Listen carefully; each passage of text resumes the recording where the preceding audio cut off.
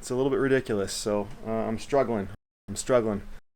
All right, so today we're going to be making a concrete TV stand. It's going to be about 5 feet long, 16 inches wide, and I don't know, maybe like 17 inches tall or something like that. Kind of going to be guessing that proportionally as I go. So I'm going to be using some builder tubes, a tube within a tube for the legs, and then for the rest of the form, I've got some plywood and wooden shapes that I'll be using for basically the outside exterior walls. I've got to make some longer sections, so I'm going to do that before I get started. And then I'm going to be using a concrete mix that has aggregate and also some fibers in it. So it's not quite GFRC, but it's not straight up slab. And because of the length, I'm probably going to add a few pieces of steel just to strengthen it for the overall span. Anyway, I'm going to get started on building the forms and just kind of take you along the process. All right, so the way these mold forms work is that each section has basically an additional notch added to them so that you can move it and adjust it along anywhere you need. So basically being able to create forms of any size. You can use the clamp everything in place, and then once you get all four lined up, you've got your rectangle. So that's what we're going to be doing for the outside of the form. Okay, so now that I got the forms all clamped up and glued up, I'm going to be using this vinyl. Basically, it's like a trim molding that goes around the bottom edge of a wall near the floor. One of the features I like about this is that it allows me to get nice radiused corners. And essentially I'm just going to line it all the way around the inside of the mold and then tape it in place, and then basically I'll use that to pour the concrete. So let's get this taped up and then prepare to pour the concrete. Okay, so for the legs, what I'm going to do is create a cylinder using two construction tubes. So I'll cast the concrete in between the two sections. And in order to mark out the sections so that they're all even lengths, I've taken a Sharpie and glued it to a piece of aluminum channel. I guess it's a U channel here. Just kind of made like a little, like a little marking jig. Basically what I'm going to do is take the larger section of tube and then basically just trace that around with the marker. It'll give me a nice straight even line that I'll cut with a pole saw.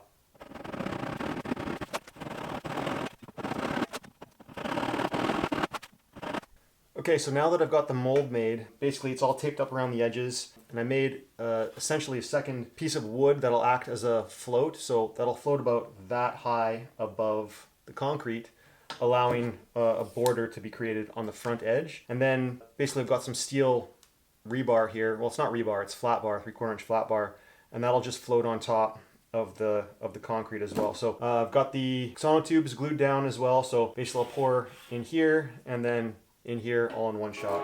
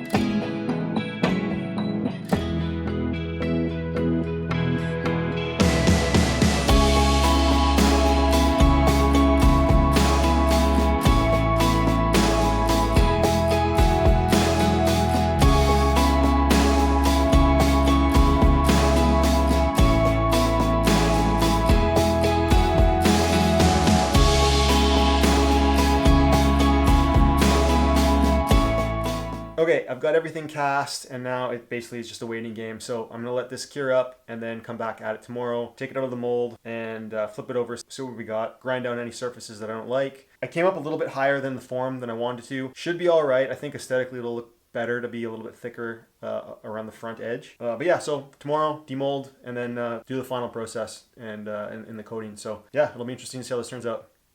All right, here we are the next day, and the concrete is all cured. Hasn't been quite 24 hours yet, but I'm still going to demold this anyway.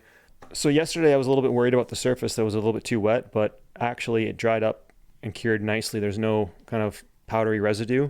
The other thing is I'm going to take these wooden forms out, so I'll have to probably pry them up. I might have to grind along the surface here to get rid of some of the overflow. But other than that, everything cured up quite nicely.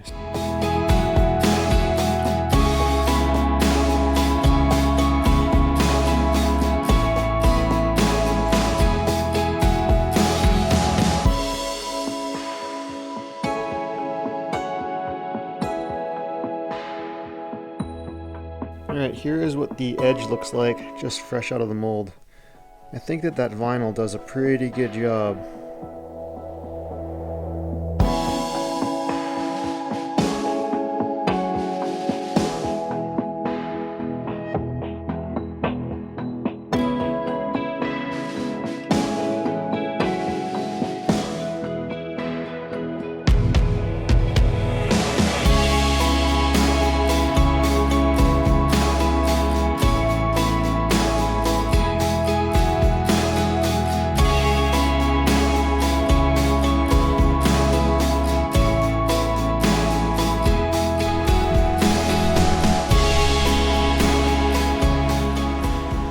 Final step will be to frost this table in white stucco. So I wasn't able to find any white cement to make white concrete to make the white table. So I've cast everything in regular concrete. I'm going to coat it in stucco basically to get my white final product along with a nice interesting texture. So this is a little bit of a roundabout way to get the end result that I was looking for, using other materials in a different way to get to that same destination, I guess you can say. So yeah, you can experiment, try different things. Sometimes it'll work, sometimes it doesn't. Hopefully this will be a nice, clean, white table when we're done.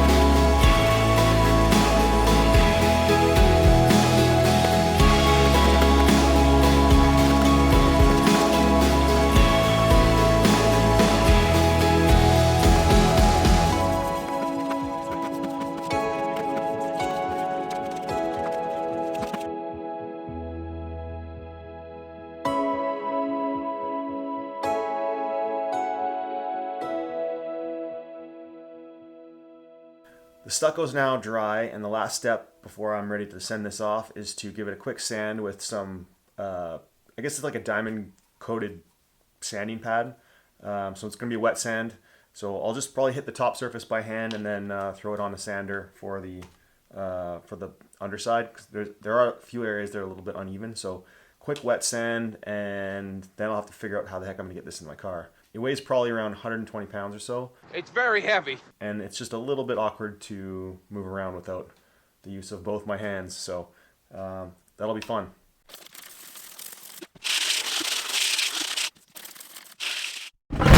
Old and weak, he had an accident. All right, I'm having some issues here. It's always good if you can get a second pair of hands to help you lift heavy stuff. Because, yeah, ain't going super well. I cracked the stucco right there, so that's gonna have to be repaired. The top piece is on the floor, and fell and hit my leg. So this is turning out to be quite the injury project here. It's a little bit ridiculous, so I'm struggling. All right, when I dropped this on my foot, I also cracked off some of the stucco, so I made a little, another little mix of it, and basically can just do some patches. So just mix a small amount, and then you can kind of stick it anywhere that needs to be touched up when you drop things on your foot.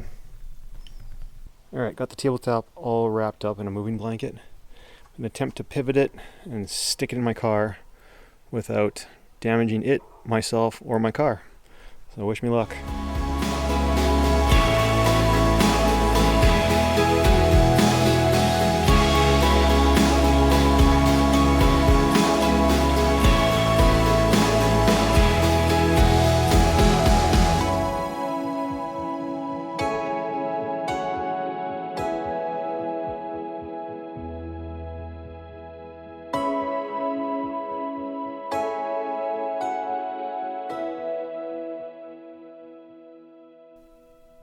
case you're wondering about the bench setup here, it's essentially a platform on 2 sawhorses, and then the cylinders are being basically rested upon the old Black & Decker Workmate.